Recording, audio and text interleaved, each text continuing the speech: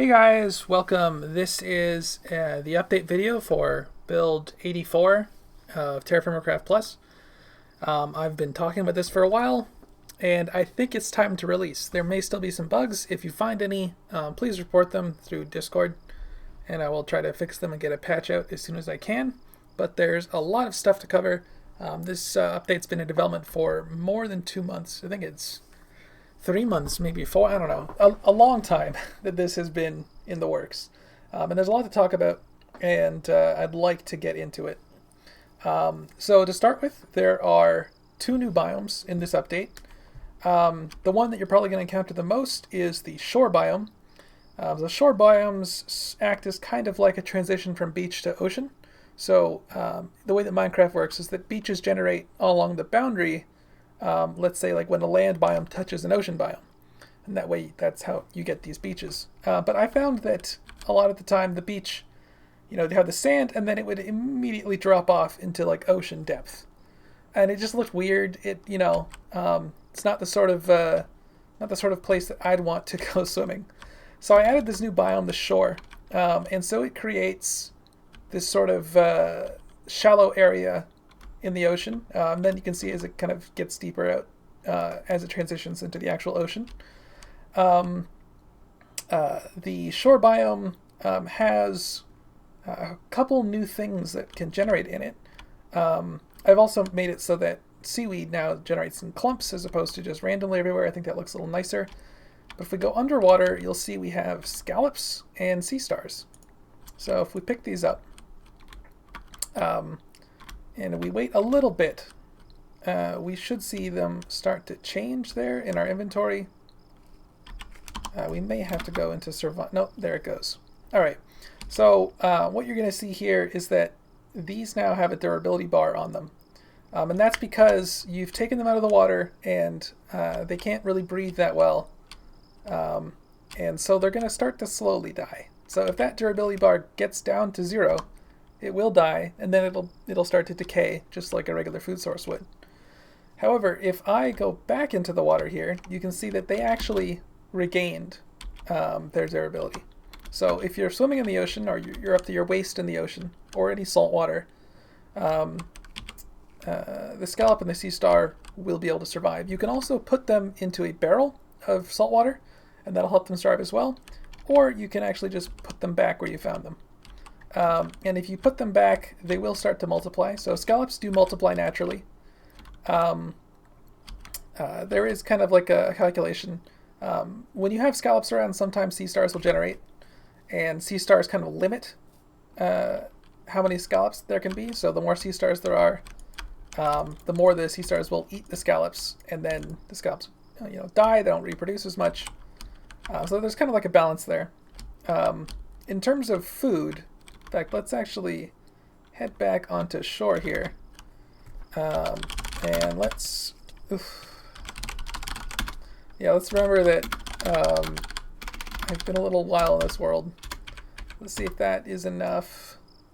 Alright, that was enough. Let's just back into debug mode, just make sure we reset our stats, turn off debug mode. Alright, so we have the sea star, we have the scallop. We can use the knife with the scallop, and that'll give us the scallop meat. You can see you get 1 ounce. You also get 2 seashells from that. Consequently, we also have the sea star. Get sea star meat. Sea star is actually quite a bit bigger. You get 16 ounces. However, in the raw form like this is poisonous. Just like the red mushroom, if you eat this, you will get poisoned. So you do have to cook it. Whereas, I guess you could eat the scallop raw. I don't know why you would. But getting the 2 seashells off is actually pretty nice. It does mean that seashells are renewable. And seashells can be, cooked into lime, so you can use that for leatherworking or smithing and all that stuff. So that's pretty useful. And so yeah, that's a kind of a farmable food source. If you can get a hold of some scallops or some sea stars. Sea stars do require scallops to reproduce, though, so you would need both. You get a hold of a scallop or a sea star, you can bring them back. If maybe the ocean near where your base is doesn't actually have any of these, you can bring them with you from somewhere else and start farming them. So the other new biome that I mentioned is the salt swamp. So the salt swamp will generate anywhere that a swamp touches an ocean biome. And I believe there is one quite nearby. Maybe I should just go back into creative mode. And we will fly over here. Yeah, so this is the salt swamp. And the salt swamp has a new type of tree. So this is the mangrove tree. It'll grow in the water like this or on land. If you get a sapling from a mangrove, you do have to plant the sapling on land. That's just how saplings work, right? It would be really complicated to try and, you know, make a different kind of sapling block that could go in the water, because then the regular sapling block would expect there to be a mangrove sapling. So anyway, the point is, if you do get a mangrove sapling and you want to plant it, you do have to plant it like right on the edge of the water. But yeah, so mangrove trees grow like this. You find them in salt swamps. They have kind of a, let's actually look at it. They have like this red wood color, this kind of orangey red, which I think is quite nice looking. And I think it just adds a bit of character. Mangroves were actually a Patreon request. If you guys don't know, I have this thing set up where if you do become a supporter on Patreon, doesn't matter how much you donate, $1, $100, doesn't matter. In fact, that's why I only have one tier, because I'm not begging for money from you guys. But if you do want to support me on Patreon, I am willing to listen to a request. And if it sounds like a cool idea, maybe not too difficult, not too much of a challenge, then I'll decide that that's going to be part of the game. And when I get around to making it, I will add that to the game. So mangroves were a Patreon request, and normally that would actually be quite difficult. If you saw the way those roots look, they're not simple. It's not a simple render to do that. That was actually like a lot of work. But I like the idea of mangroves. Like, I think that adds like a really cool look to the game. So I decided that I was going to do it anyway. And actually, you know, we're going to set the time today, because I'm not going to bother. Like, we'll just stay in debug mode, because that way our stats and our hunger and thirst isn't going to get all messed up. But let's make sure we set this to daytime, and let's add 3,000 ticks, because that'll make sure that we avoid the morning fog, because that's kind of annoying. So there's some other stuff we have to talk about. Leading from mangroves and continuing with the shore biome, I've added coral reefs. So I'm sure a lot of you have probably seen the videos I've posted recently with the coral reefs. And I think I posted 2 or 3 videos, I don't know, showing off as I developed the fish for the coral reef. I've posted some images in other places before. There are 4 new types of fish that are associated with coral reefs. Let's see if we can find a coral reef out here. If you're wondering what the parameters are for generating a coral reef, if you go to your beach and you look at the sand, you see how it says sand chalk? So the chalk sand is a tropical beach, the tropical white sand beach. And that chalk is because this sand is formed from crushed up bits of coral. So if you do see that white sand, that does mean that somewhere you might be able to find a reef. I don't want to wander too far away because there are some other things that I want to show you back that I had set up over there previously. But if we don't see a reef here, we may just have to head back and look for a reef later. I'm not seeing one immediately here. They're not super common. Actually, no, there's one right over there. There we go. They kind of generate like boulders, but a lot rarer. And I think that's because they're pretty useful. So you can see we have some fish here. Since that video came out, I did add some new fish AI. Fish like to swim up and down now. Don't know why I never got around to adding that. So yeah, so you can see that this is the coral reef. So the reef will generate on this this coral kind of substrate block. This kind of generic coral, and then we have staghorn coral and table coral and fan coral. And there's also tube coral and brain coral. I don't see any here. I guess it just didn't generate. It's a lot more likely to generate table coral and fan coral than it is the others. So I guess this reef, you know, we got some staghorn, but that's about it. But the reason that reefs are nice is that they generate these reef fish.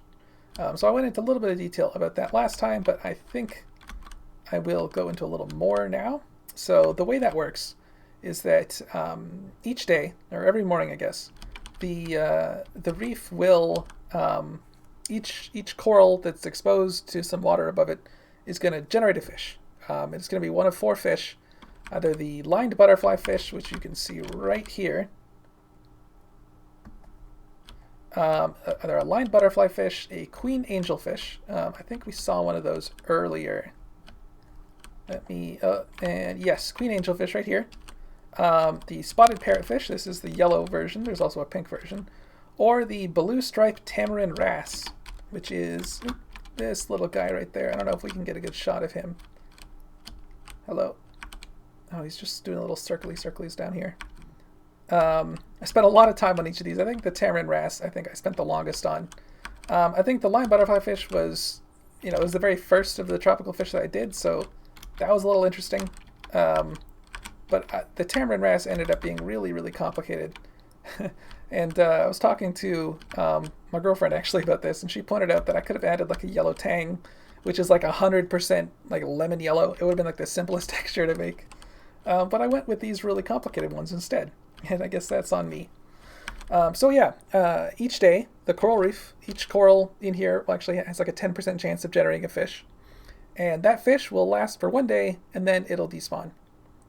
So the way that works is that the coral is constantly regenerating new fish each day. So if you have a fishing rod and you're, I don't know, on the shore or in a boat, and you cast out onto the reef, you can start catching those fish for food, and you don't have to worry about completely destocking the entire area. And also the fact that unlike like the pelagic fish like the wahoo, which would be the other kind of ocean fish, they really do like to hang out right at the coral reef there, so you don't have to worry about them kind of running off and disappearing somewhere else.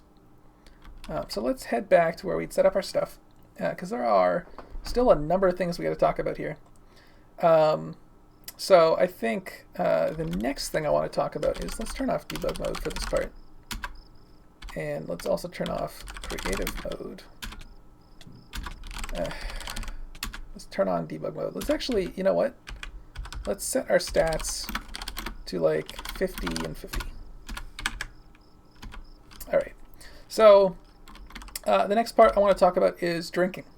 So drinking with jugs has been changed. Actually, there's no fresh water around here, so I can't really show that. But previously, the jug would refill a full day's worth of water, and it no longer does that. It actually only restores, I think, a third of a day. And that was because I was going through the drinks in the game, and I decided that they kind of restored, well, I wanted to get an idea of like how much liquid we're actually talking about here. So the jug is 1,000 millibuckets, which is like the forage kind of volume measurement. And I decided that a millibucket would be equal to a milliliter. That's not, that kind of means that like a block of water is a liter when it should really be like 1,000 liters. But that's not that's not super important. I think in terms of like meaning in the game, like you're not going to expecting this jug to be holding a cubic meter of water. But if it's like a liter, which is I think just over a quart if you use the imperial system, that's not so bad. And I was looking, and I was reading online that it said that like humans need somewhere around 3 liters of water a day. Some of that may come from food. I wasn't really going to worry too much about that, but I just decided that 3 liters or 3,000 millibuckets would be how much water you'd have to consume in 1 day. So that means that the jug restores a third of that, and the glass bottle drinks actually are they're 250 millibuckets, so that's actually a 1/12 of a day's supply of liquid, which is like that's a cup, if you're wondering. So that kind of feels like a nerf, but we're going to talk about that. Along with that, though, I have added, so you can see we have, that's vinegar, yeah, because I put some beer in here and I left it open, so it's turned into vinegar. We have grape juice and milk. So if I grab that, we can actually get a jug of grape juice, and we can drink that. And you can see that actually restored my water and my hunger. So I've made it so that juices now do restore hunger. I may look at that in the future and ways to deal with that, because juices do not go bad. So it's kind of a little OP, I think. It might be a little overpowered in that now that's kind of like an infinite storage of food, but I kind of want to get your guys' feedback on that. And if you guys think that that does feel a little broken, it feels like you can just convert all your fruits into juices and then store them forever, and that's wrong, then we may look at that. I mean, I don't really want to add like juices going bad or something. Maybe there'd be like a time limit on how long they last, or something like that. I don't know. But so there's that, and then we also have a barrel of milk. So yeah, you can actually just drink milk from a jug now, and because I mean, I'm not really sure if you couldn't drink from a bucket before, but you can definitely drink from a jug. So I hope that kind of makes it a little easier to deal with dairy. You know, if you don't want to bother with making cheese or something, or you just don't have enough milk or whatever, you can just drink it. So we have that. What else do we want to talk about? Yeah, so there is a new thing that we have to make here. I talked a little bit about this in the last video when I was talking about the coracle, which we will get to later. But there is a new liquid that we have to work with, and it is pitch. So pitch is kind of like wood tar. It's been used for thousands and thousands of years. Its primary uses are for like sealing boats, as well as like a fuel used in torches and a few other things. But the actual original reason that I wanted to make pitch is that I was looking at water skins. And I know there's like an add-on for TFC that adds water skin. And I believe they use like an animal bladder. But there are things I want to do with animal organs are kind of gross, but there are some things I want to do with animal organs relating to food and butchering and cooking. And I wasn't really looking to get into that now in this update. Like that's a kind of stuff I don't want to open yet. So I decided to look for ways that you can make a water skin without an animal bladder, and I found that there are places where they make excuse me, animal water skins with like a lining of pitch, because it's like a waterproofing material. Oh, I'm getting kind of I need to get some water or something. Actually, guys, you want to excuse me for just one moment. Hey guys, yeah, so I just got some water. Feeling a little better now. Anyway, so we're going to talk about how to get pitch. There are two ways to get pitch. The first one, which I've built this huge structure for, is I think, I don't want to say the easier method. I think it's the most scalable. I think it's actually originally the only way that I made it, but then I realized that this method requires you to have a saw, because if you saw below, it does require a stone hopper, and that requires the crafting table. So yeah, I just decided that I did need to add another way to get pitch. But we're going to talk about how we get pitch right now. We're actually going to grab a torch, because if you guys haven't guessed, this is actually a charcoal pit. There's only 2 layers of wood in there. And we're going to talk about what else is beneath that in a sec. It's not super complicated. Let's just light the charcoal pit. So we'll just wait for the fire to appear. Oh, there we go. And now the charcoal pit is lit. Alright, so underneath the wood in the charcoal pit, one of the blocks is actually a stone hopper. And that stone hopper leads to another stone hopper. That stone hopper leads to another stone hopper, and another stone hopper, and another stone hopper, and then this stone hopper, and into this barrel.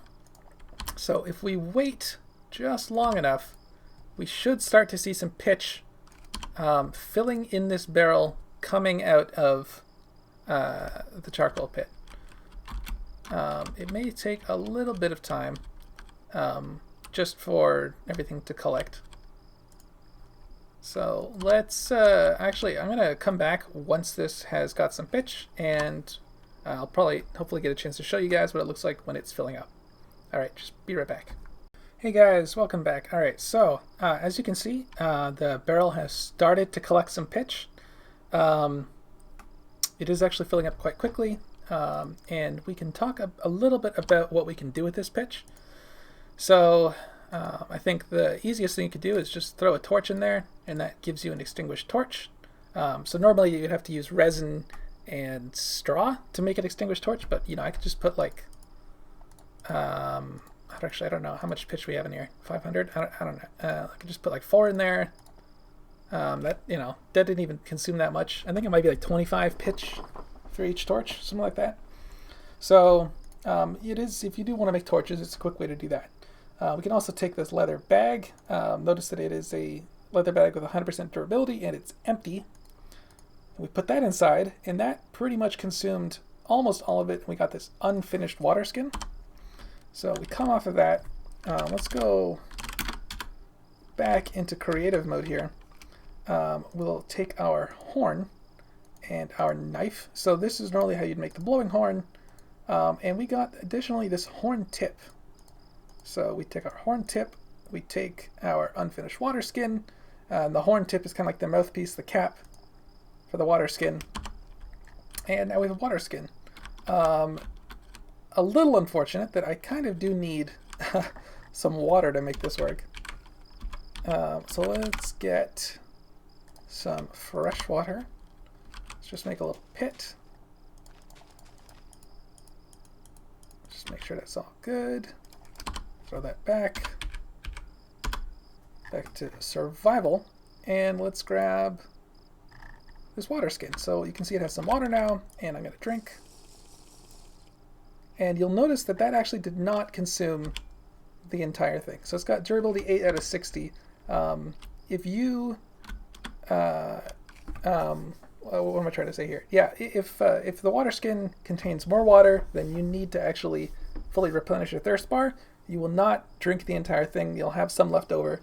I think this kind of makes your water go a lot farther than it otherwise would. So I think that's pretty cool. That's pretty useful. Currently, unfortunately, this doesn't, like, I can't actually add more water to it. I can't top it up. So now I kind of do just have a water skin with a little bit of water left, and I can't actually empty it except by drinking it. I mean, I could actually, let's just get rid of this. Let's just get rid of the vinegar. I mean, I could do that. All right. So I can put it in a barrel, so I could do that. But if you don't have a barrel or like a vessel around, then there isn't really a way to empty your water skin. This, however, does mean that you can top it up in a barrel if there's some amount left. You can top it up like that, but you can't top it up at a water source, like a block there. So just, I don't know. I may do that, but I just decided that it wasn't really that important right now. So that's drinking and the water skin. We'll get back to the pitch a little later. As you guys may remember, we're gonna do the coracle again. So let's talk about, I think, maybe the thing that took me a very, very long time. I don't know, a long time, but one of the things that kind of made this update take a while. And let's make sure that it's daytime. And let's add some time. I'm getting kind of hungry here. It's kind of annoying. Let's see if we can just drink some more juice. That'll help. Actually, I'm not sure if we'll be able to. Yeah, I can't drink anymore because we are not thirsty enough. But that at least helped a little bit. So if we head over here, we can see horses. So you guys may have seen some horses over there on the beach earlier. But yeah, so let's look at this. This is the wild horse. So this is what the new model looks like. You can see the size as well.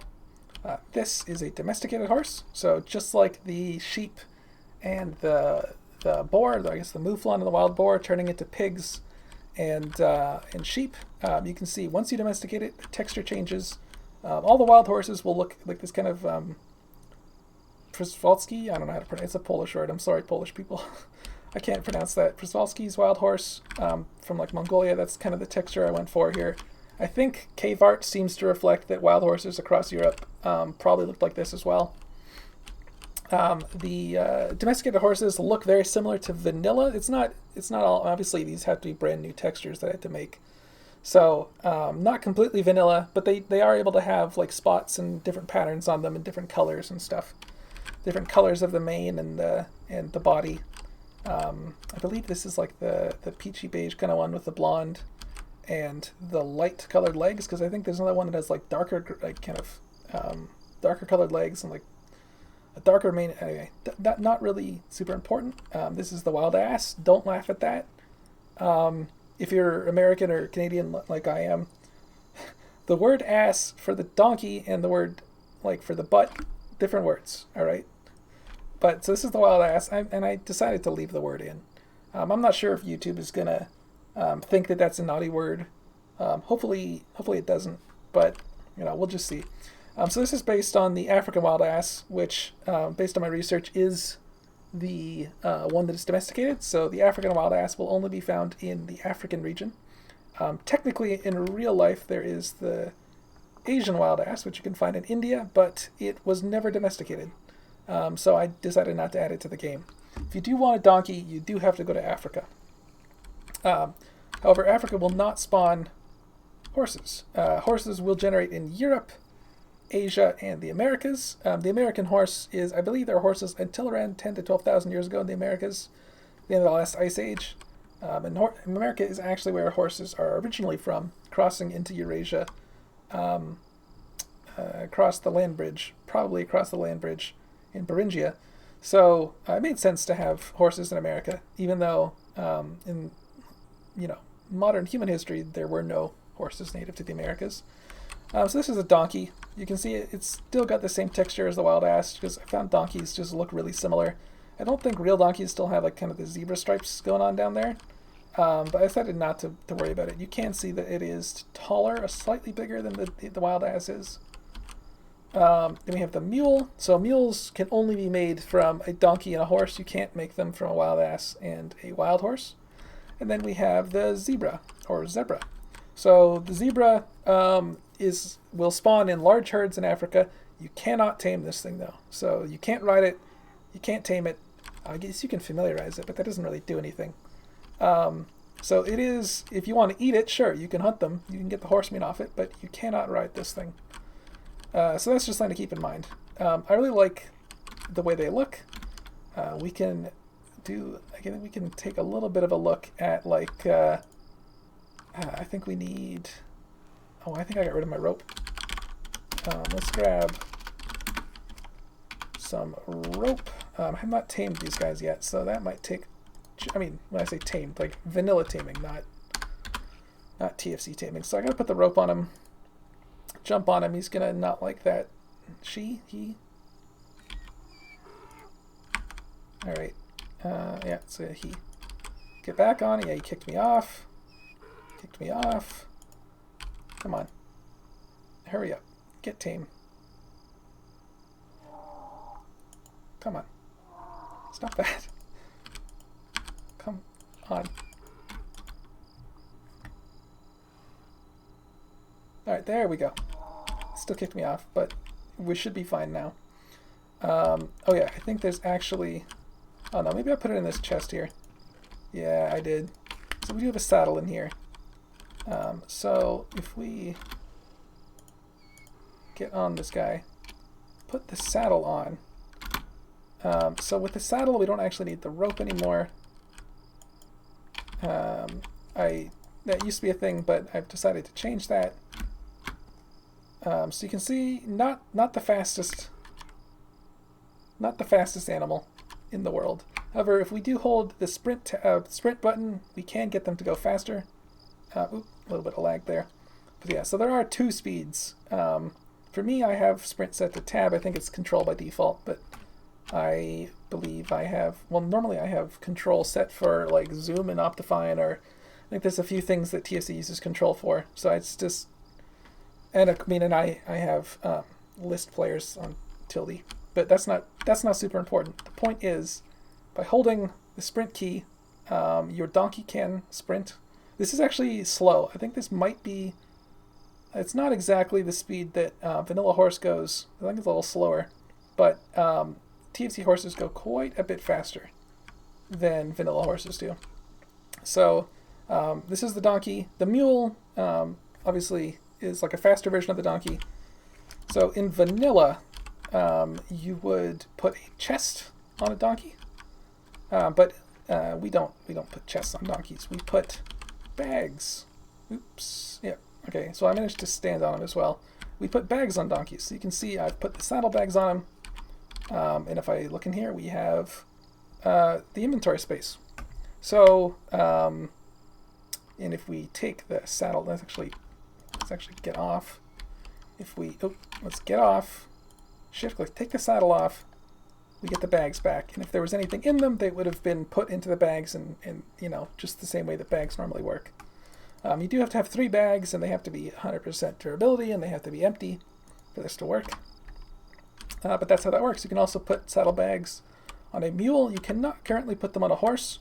We were talking a little bit about the idea of like maybe horses do get like a few saddlebags, but the donkey's going to have more. Haven't decided to implement that. That would require, you know, a new GUI and some other mechanics that I'm just not super interested in pursuing right now. So I think that's interesting. I believe I've posted enough videos before of what the horses actually look like when they're running. So that shouldn't be necessary. I don't think I have to show that off here. Other things we should do. Yeah, let's talk about the coracle again. So we did talk a little bit about the coracle last time. But previously there was not a recipe to make it. So I think we can talk about that now. Alright, so we have our poles. We have our axe. So we split the poles into wicker. So it's just 4 wicker. This is, I mean, that's the simplest possible recipe it could have been. 4 wicker like that makes our coracle frame. Let's head down to the beach to start on this. So we put the coracle frame down. You can see it says unfinished coracle. So yeah, I did get a bit of feedback from you guys about like rendering and stuff, like what it looks like. A few people suggested making it a little like less square, a little less round. Anyway, so the way that this is rendering is actually using some code that I wrote a long time ago, back in 2013 even, because I wanted back then to maybe render pottery, like a 3D structure for like a vessel or something, so or a cooking pot. So I wrote this thing, and you would just define like layers of rings, or like with you just give it like a radius and a height, and like an offset of position, and it would just build this structure, and it would make all the little vertices and stuff with octagons. And I thought that looked pretty cool, but Biomes didn't really like it, or he just didn't want that to be implemented. So it kind of just sat unused for a very long time. But I was pretty happy with it. I'm kind of proud of it. So I wanted to see if I could use that here. And so that's what I've done. I actually have added a bunch of stuff to it, though. You might be able to tell that like you can have the rings kind of like on angles now. So we have like these bent, I guess the bent, what do you call it? Kind of like, it's like, you think it's like a cylinder, but it starts like to bend without getting distorted. But you know, I could do things like I could totally have the jug render as a 3D with like even the little handle there could be fully rendered, and it'd be super simple, and I think relatively cheap. And it's all like, you know, like these are programmatic models, right? Like there's no model file somewhere, and the actual vertices are never defined except for when they're built when the game loads. But I was pretty happy with that. But what that means is that it is octagons, as I think squares look kind of weird. Hexagons, it's, you know, multiples of 3 are kind of nasty. Whereas, you know, 8 sides, that's a power of 2. That's quite nice. Some people suggested maybe making it less round, like I guess reducing the number of layers, because that would definitely make it look a little blockier. I believe there's like 6 layers in this, 6 or 7 layers. However, that would reduce the crafting recipe, because I have made it so that the way that you make the coracle is directly tied to the rendering. So you guys remember, it's 48 additional wicker that we need to make this thing. All right, so we just, you know, go around in circles like that. I kind of like the way it looks. I mean, I'm not super happy with like the jaggediness of that. I spent a long time trying to track that down. But in the end, I decided it's not the end of the world. But look, the main point of this is that getting an axe doesn't have to be a metal axe, could be a stone axe. Getting an axe, getting poles, that's a Stone Age thing you can do. Producing pitch, we did show this method that, you know, is a lot better and faster for producing pitch. So you can see we ended up getting maybe 4,000 or 5,000 millibuckets. I mean, we did use a little bit of it from this charcoal pit. The other way that you can get pitch is if you have a vessel and you start a fire. So let's actually, let's just do this right now. Let's throw that down. We'll start a fire. Cool. Grab some wood. All right, and then our vessel. And we've got to go to a tree now because we're going to grab some resin. Come. Give me the resin. Alright, so that's enough resin. Let's drink our grape juice. And let's go here, throw our resin in. You can see it says output pitch. So you can kind of melt resin down into pitch. It's not efficient. Not a super great way. However, resin you can kind of get, like as long as you have knives, you can get resin from trees. And of course, there's that, you can like stick the knife in the tree and have like a vessel underneath ready to catch the resin. So there are automated ways to kind of harvest resin in the Stone Age. But this is, so you can see that 10 resin, we got 100 millibuckets. So each resin is 10 millibuckets of pitch. And remember, a bucket is 1,000. So that's a ton of resin. I didn't really want to make this easy. I don't want melting resin to be the primary way that players create pitch. I do want them to be getting it from making charcoal pits, because that is the way that it was done commercially, back in the day. But kind of the whole point of the coracle is to have a way to make a boat without needing metal. So there does have to be a way that you can get this to work. So let's grab some buckets. I think we'll actually need a little bit extra because we didn't generate enough pitch. We did not generate enough pitch from our charcoal pit. So also I did bring up that the empty bucket, the empty ceramic bucket and the ceramic bucket of pitch looked very similar. I just lightened up the ceramic bucket.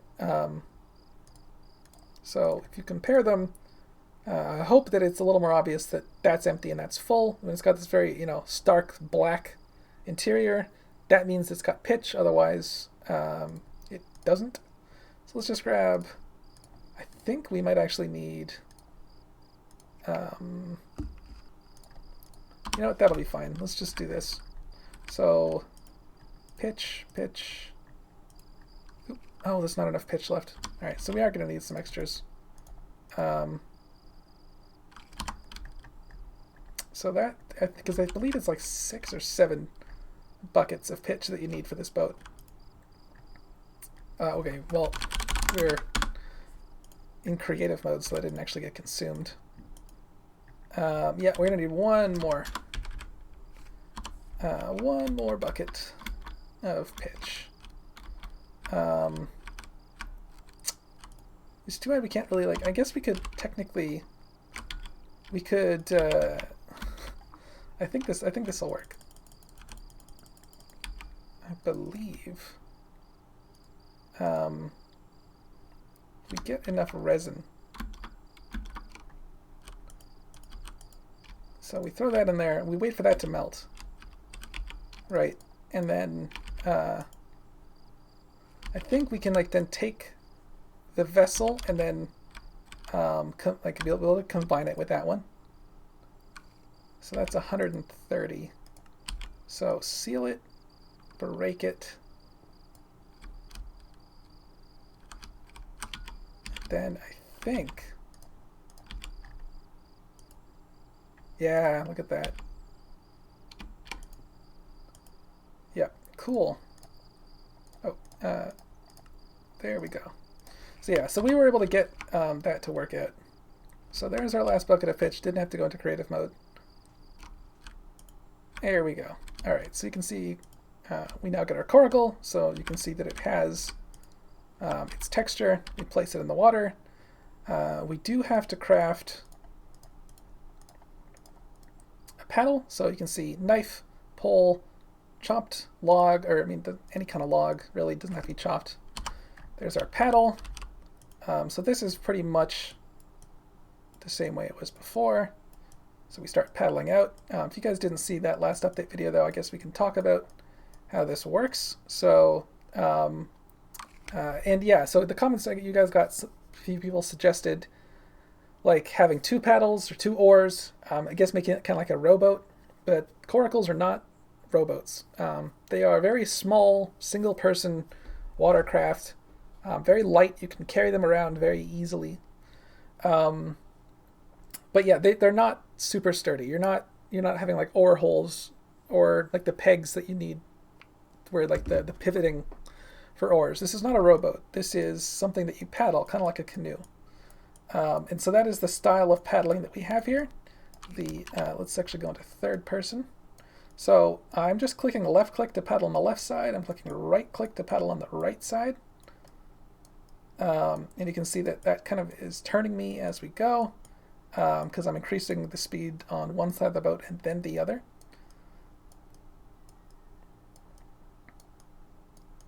And if I just hold right click or left click, that will slow me down on that side. And if I hold the back button, so for me that's the S key, the key that I'd use to walk backwards, I can paddle backwards, so that will also kill my speed, but will also start moving me backwards. So if you want to reverse, you get stuck, maybe like you're going through a river or like a mangrove swamp and you get stuck somewhere, you can just back your way out.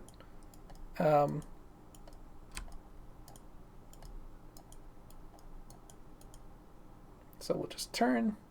Yeah, so this is the new way that that paddling works. So yeah, so this is going to consume a little extra hunger than just using the regular boat. I have not disabled the vanilla boat, by the way. So if you do get 5 plank blocks, you can still make the vanilla boat. I decided that until I develop like a better kind of metal era boat, that it's good enough. I mean, it's so much easier to use than this thing because you don't have to paddle. You can just move around with the WASD keys. But you know, I think it's important that there's advancement. I don't want, it feels like too much of a nerf if this is the only way to travel over water.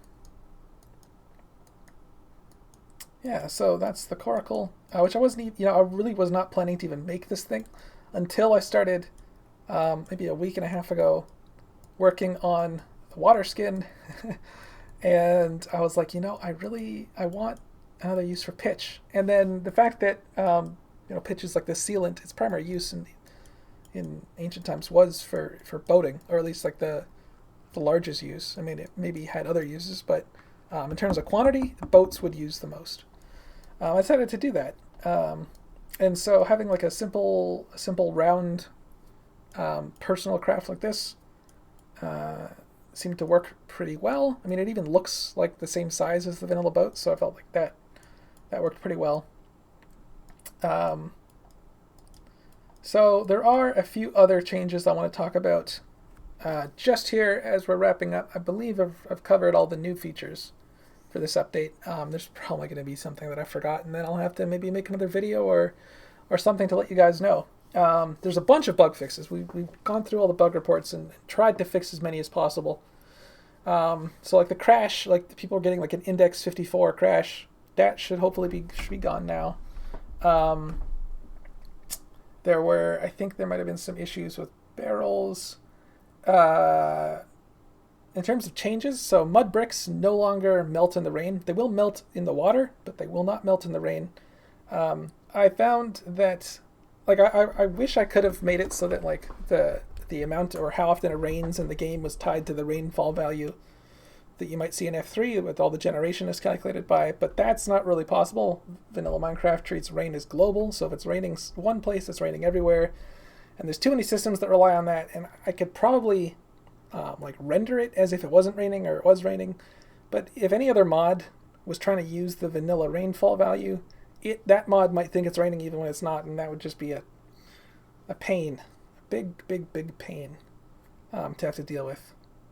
So, barring that, I decided that having a block that just melts into dirt in the rain is not a super cool thing to do. Um, if there was some other, if there's maybe sometime in the future I could like revisit this and decide that that can go back, that would, I think, be good. Um, Other thing, so charcoal and coal now do not heat the forge up as much as they used to. I think it's like a couple 100 degrees lower now. So if you do want to melt iron or steel, you are going to have to work the bellows pretty hard. Which I guess that's just kind of like a nerf to late game metalworking for now. At some point, when the blacksmithing update comes out, that whole system's going to get redone, and there's going to be automated ways to help you with the bellows and all sorts of things, sorts of fun things. But I don't like that you can just melt wrought iron right away. Honestly, I don't want that. I don't want you to be able to melt wrought iron at all until you're ready to make a blast furnace. The way that things heat up, though, has actually changed as well. So, like, the hotter your forge is, the faster things will heat up. Previously, that was not the case. It was just if the forge was hotter than your ingot, then the ingot would just increment its temperature by like 1 or whatever. But now it's actually like the difference in temperature affects how quickly the item heats up. When you're making glass in like a vessel, let's say that you make like 1,300 units and you let it solidify so you get the glass blocks out, that you still have 300 glass left over, so that's not going to be deleted anymore. It'll just stay in the vessel as solid glass, and you could if you melted that, you could put a blowpipe in that and extract that. So I think that that's a nice little quality of life. Another change is with wounds. Wounds now, the stabbing and piercing wounds, they last for 10 minutes instead of 90 seconds. The rate at which you take damage has been decreased. And of course, there'll be healing and stuff mixed in with that. But I felt like they just weren't... I felt like they were dealing the damage that they were going to deal too quickly. Like if your health was low and you got wounded, like you were in a very, very bad position where you might not actually have time to deal with the wound, to be able to treat it before it could just kill you. And also, the primitive bandage, which reduces the severity down to minor and reduces the timer down to 30 seconds. When there's only 90 seconds on the clock, reducing down to 30 seconds means you have to apply the bandage within 60 seconds of getting the wound, or else it just doesn't matter. So I decided to make it 10 minutes. The primitive bandage will now reduce the timer to 2 minutes.